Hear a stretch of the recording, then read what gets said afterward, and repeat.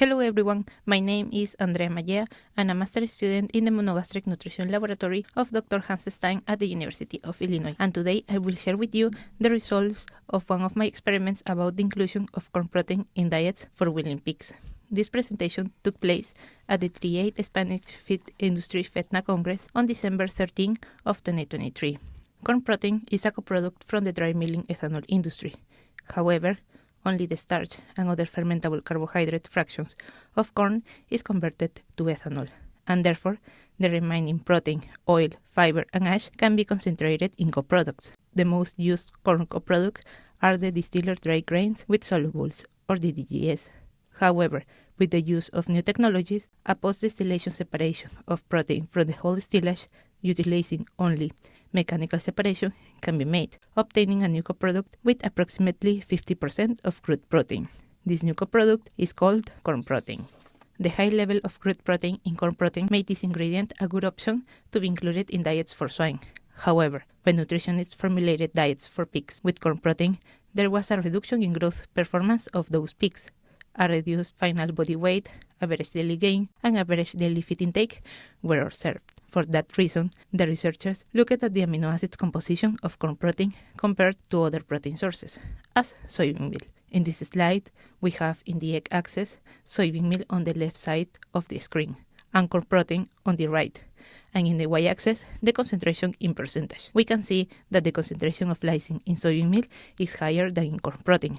Tryptophan follows the same tendency. However, there is more valine in corn protein than in soybean meal. The concentration of isoleucine is similar in both ingredients, but the leucine concentration in corn protein is almost as twice as in soybean meal. Therefore, it was concluded that using corn protein may lead to an oversupply of leucine in the diets. Leucine is an essential amino acid for pigs, and along with valine and isoleucine, there are the family of branch-chain amino acids. They are called branch-chain amino acids because they have a branch in their side chain.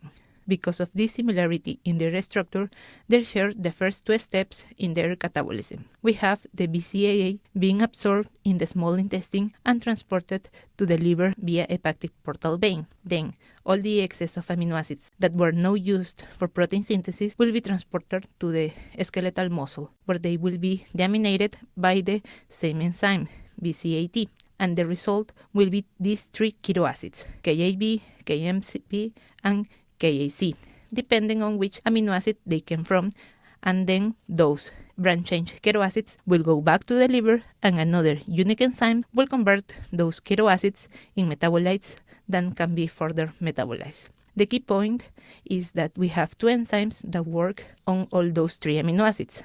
Therefore, having too much leucine will cause having too much KAC, and that will overstimulate the dehydrogenase and the transaminase, and end up degrading more valine and isoleucine. Now, let's see which is the relationship between tryptophan and BCAA. Tryptophan is transported into the brain from the bloodstream via LAT1 transporter.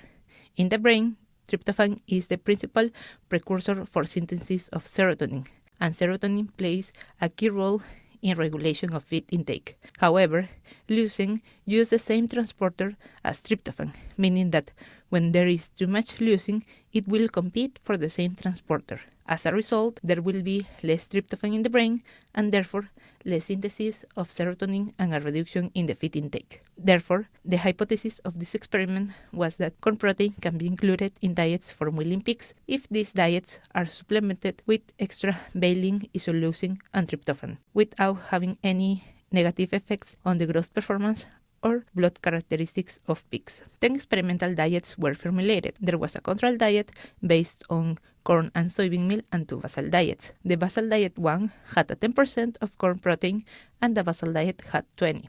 As we added more corn protein, the soybean meal was reduced. All the other diets were based on the basal diet 2 with the addition of crystalline amino acids, either valine, isoleucine, or tryptophan individually, in pairs, or all the 3 amino acids in the same diet. All the other amino acids met the requirement according to the NRC of 2012.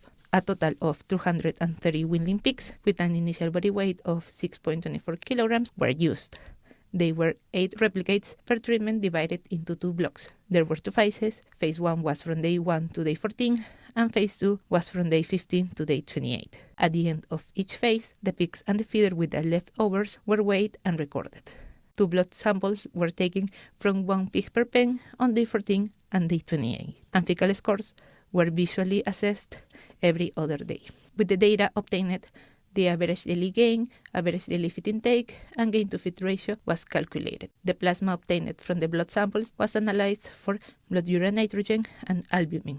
The statistical analysis used was the prog mix of SAS with the pen as the experimental unit, the diet as the fixed effect, and the block and the replicate within block as random effect. Moving on to the results, I will set up my slide first. In the x-axis, we have the 10 different diets, starting with the control diet on the left, then the basal diet, and the other treatments with the different amino acid supplementation. On the y-axis, we have the parameter evaluated. The asterisk on top of the bars means that they are significantly different from the control. The final body weight on day 28 was affected by the inclusion of corn protein. As we added more ingredient, the body weight was reduced as expected. But the only diet that was not significantly reduced was the diet with the supplementation of the 3 amino acids, indicating that we can overcome the negative effects of the excess leucine in the diets by adding extra valine, isoleucine, and tryptophan. Regarding the feed intake, an excess of leucine will reduce the synthesis of serotonin and therefore reduce the feed intake. We can see here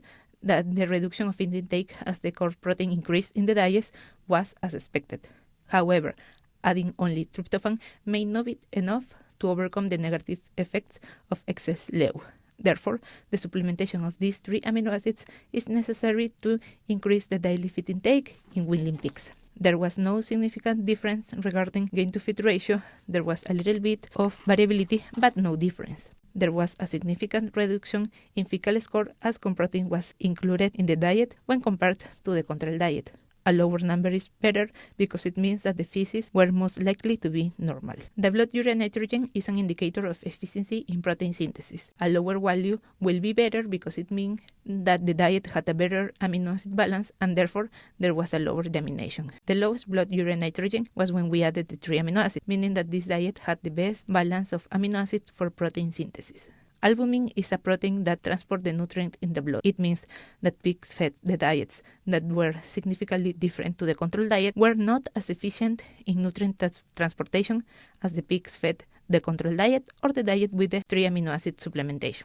In conclusion, corn protein may be included in diet for weanling pigs if these diets are fortified with extra valine, isoleucine, and tryptophan, without having a negative effect on the growth performance or blood characteristics of pigs. With that, I would like to thank to the Hans Stein Monogastric Nutrition Laboratory for their support during the experiment. And thank you for listening. If you have any question, please feel free to reach out via email at amallea@illinois.edu or visit our website at nutrition.nc.illinois.edu.